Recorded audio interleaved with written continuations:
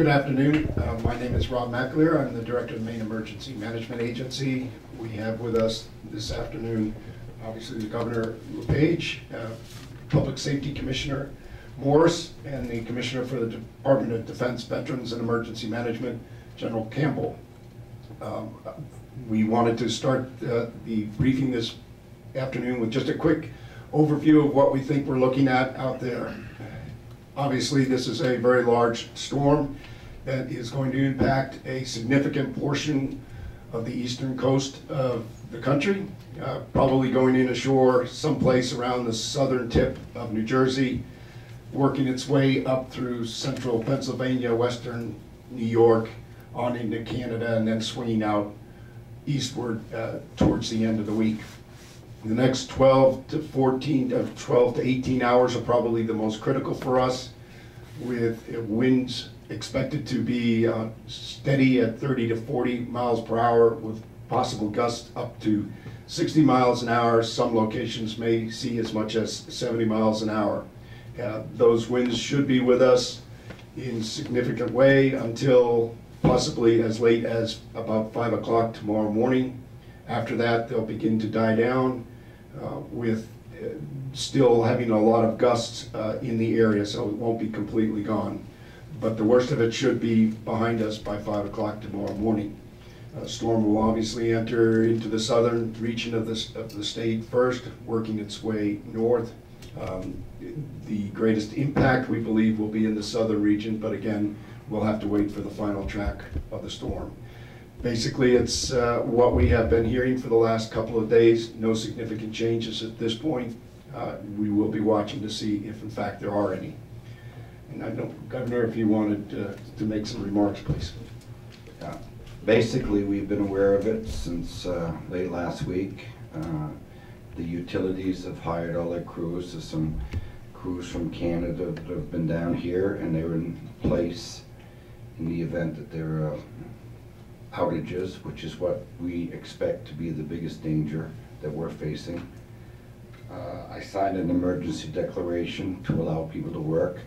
I think what may happen is, if everything goes according to the tracking, that the likelihood is tomorrow we'll probably be releasing some of the crews to go help down in the other states, because we're hoping we're not going to get hit as bad. If we do, of course, they'll stay here. But hopefully we're just urging people to not drive unless you absolutely have to. Be careful for running water across roads. Certainly, if you lose power and you use a generator, be very cautious. Do not use them in-house. It's very, very dangerous. Do not go and grab any wires, fallen wires, because they may be live. And so basically is use a lot of common sense, stay out of the elements, let the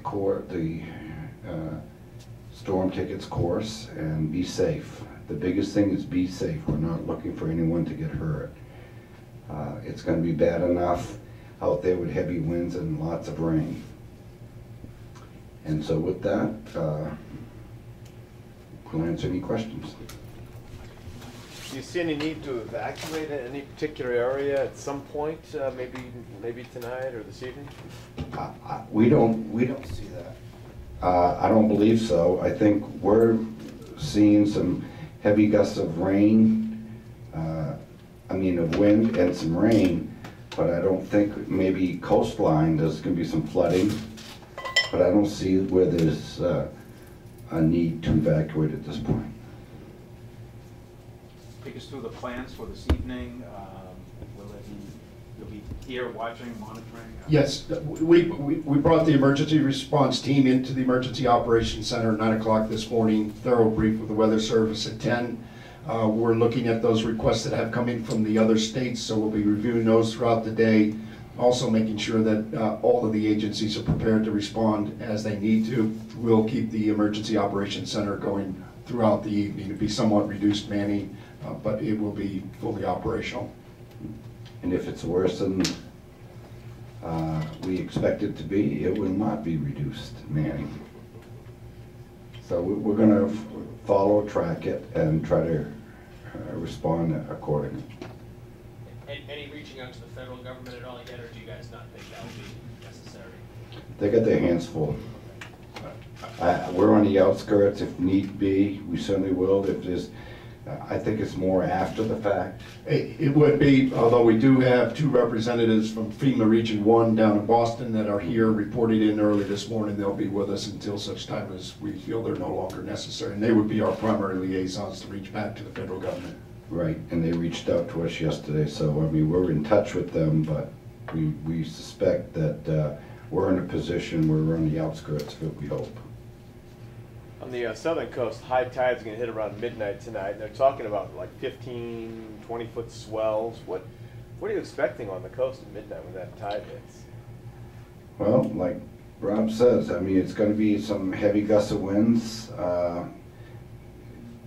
Actually, according to what Rob was saying earlier, it may not be as bad as we thought earlier, but sure, the coastal areas are gonna see some flash flooding, and they certainly need to be safe, particularly up and down Route 1.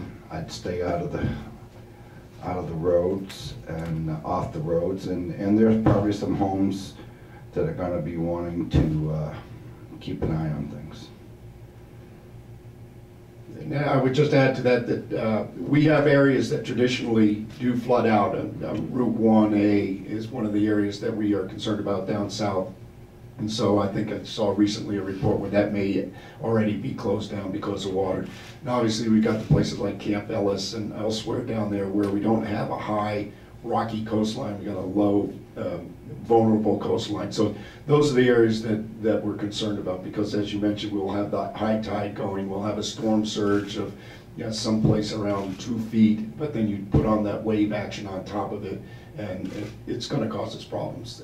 We did yesterday, we worked with the Civil Air Patrol, and they flew the whole coastline from Portland down to New Hampshire, taking pictures, particularly of the sandy areas, so that we'll have a before storm record, and if need be, we can fly that same route again. So we got a post-storm record, and we can compare those 2 things. Have you dispatched any resources for any particular areas?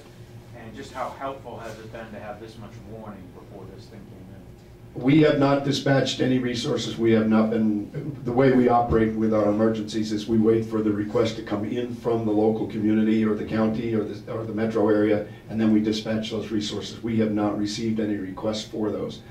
To the second part of your question, it has been very helpful to have this much warning for a storm of this magnitude, because it got time for everybody to get their head in the game, as it were, and for us to really understand what we were looking at, because it is far from a normal storm. So it was important for us to be able to evaluate that, to understand just what we might be facing. Okay. If there are no more questions, thank you. And Governor and the rest of the team will go over to the EOC right now, and you're